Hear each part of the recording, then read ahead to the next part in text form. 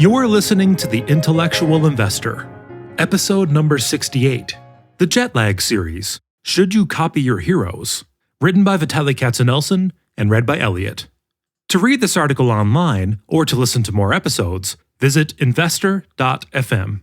To learn more about Vitaliy's investing firm, IMA, go to imausa.com. The Jet Lag series, Should You Copy Your Heroes? One benefit of being read is that I have readers. I always try to put together small, informal, or non-marketing reader meetings wherever I travel. In Zurich, I was joined by 9 readers. One of them traveled from Munich, a 5-hour train ride. My assistant Barbara had set the time for the gathering at 4 p.m., and my next meeting was dinner at 7 p.m. with Guy Spear and a few friends attending Value X. Thus, I got to spend 3 hours with readers. Here are some of the topics and questions that came up. When you are starting in investing, how much should you be focusing on each company? How deep do you want to go? There are several ways to answer this. There is no right or wrong way. You need to find what works for you. Here is one answer that I gave in a recent essay. Quote, "What stocks do you begin analyzing first?" Recently, I was asked this question by a fellow who had undergraduate and graduate degrees in aerospace engineering. What do you think my answer was? I said, "You probably know more than most people about the aerospace industry. Create a map of the industry and then learn about each company in the industry. If you got yourself through college working at a restaurant, and if you are not sick of it, restaurants and food distributors would be a great place to start. It is easier to start analyzing something you already understand. By doing so, you are removing an extra layer of complexity involved in learning the physics of an industry." End quote. But here is another answer that completely contradicts the one before. Early in an investing career, you want to focus on a diversity of learnings. You want to study different business models and thus look at and try to understand different businesses. There, you are focusing on breadth versus depth. You try to understand what drives the economics of a business, how cyclical it is, what is its regulatory environment, what drives revenues and profitability, and how to value it. A reader asked, how can Buffett look at a business and quickly say yes or no? Buffett has developed this skill by looking at thousands of businesses over decades of research. Now he does it mostly on a subconscious level, I suspect. Let me explain. Malcolm Gladwell, in his book Blink, talks about a seasoned firefighter who walks into a burning building. Something tells him he must get out right now. He runs out, and the building collapses. This firefighter followed his gut. His decision was not made by the conscious mind, but by the subconscious one. This firefighter had dealt with hundreds of burning buildings in his life. This time around, his subconscious mind identified patterns. The flames are of this color and intensity. The floor is making a particularly screechy sound when I step on it. The temperature is quickly rising. You get the point. Each one of these factors in isolation might not mean much. The firefighter might not even consciously piece them together, but his subconscious, being a giant computer, can do that in the blink of an eye. However, to do this, you need to have a lot of data points, prior experiences. So what your instincts, what your gut tells you, should only be considered when you have a lot of prior data to work with. This is how Buffett can quickly say yes or no to a deal. He has seen so many of them, he can act from his gut with enormous success. Should you emulate other investors? You should study other investors. You should try to learn as much as possible from their thinking and decision-making. And not just from their successes, but also from their failures. I have written about this before. A book that had enormous impact on me was Snowball by Alice Schroeder. It was Buffett's authorized biography. I learned that Buffett was an investment addict and made a tremendous sacrifice, which he later regretted. He neglected his family, his wife, and especially his kids.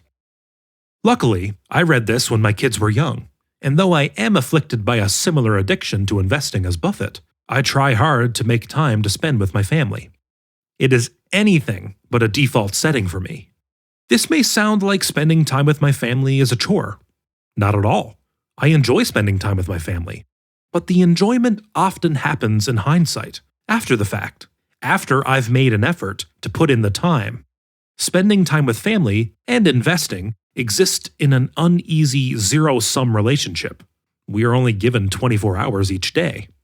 If you love investing, it can be very addictive. This is probably true for any profession you are passionate about. I'm in the middle of trying to solve an investment puzzle when my daughter Mia Sarah asks me to play hide and seek. I want to keep working on that puzzle, and then I remember that she is only going to be 6 once. And in 12 years, just like Jonah, she'll be out of the house and onto her college adventure.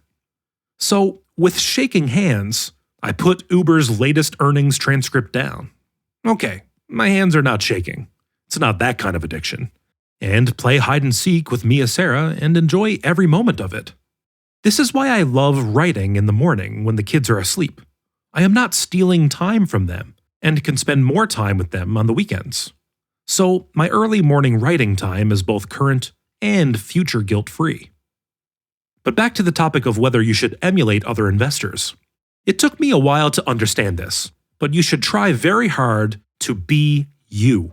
You should learn from your mentors as much as possible, but trying to be them is like trying to wear someone else's clothes. It will not be a good fit. Early in my career, I tried to emulate Buffett and spurned the use of spreadsheets and models. But here's the thing. Buffett has a supercomputer in his head, and I don't. I need to visualize financial statements by building financial models. I get to feel them by building them. Buffett doesn't. We all learn differently. Also, the Buffett of the past is not the Buffett of the present or the future. First of all, the investing environment of 40 years ago was very different from the current one. Thus, 40 years ago, Buffett was fighting different battles and had different constraints. He definitely did not have to think about negative interest rates. The investing environment changed and Buffett evolved. He avoided airlines and technology until he became the largest shareholder of airlines and Apple. So, which Buffett do you want to emulate? The one of the past, present, or future? When you try to copy someone, you never quite get the whole recipe. Here's an example. My stepmother makes great mushroom soup. I told my wife how much I loved it. I had a Machiavellian plan. I figured I'd start a friendly competition, and I'd get to eat twice the amount of mushroom soup, at my stepmother's house and at home. My wife got the recipe from my stepmother. My wife is an incredible cook. I am not just saying so on the small chance that she'll listen to this. She really is. But her mushroom soup did not come out as good as my stepmother's. She tried several times. I tried lying, but I did not ask for seconds. She knew there was something wrong. A few months later, we discovered that my stepmother forgot to tell her that she put a pinch of MSG in it. It was an innocent omission. At least that is what I keep telling my wife. She shared 95% of the recipe, but the 5% had the kick that brought out all the flavor. So, here's the punchline. If you try to copy what others are doing mindlessly, you may end up getting most of it right, but miss the critical element that makes it tick. At the end of the day, you must be you. Study other investors. Try to understand their decision-making. Borrow their mental models.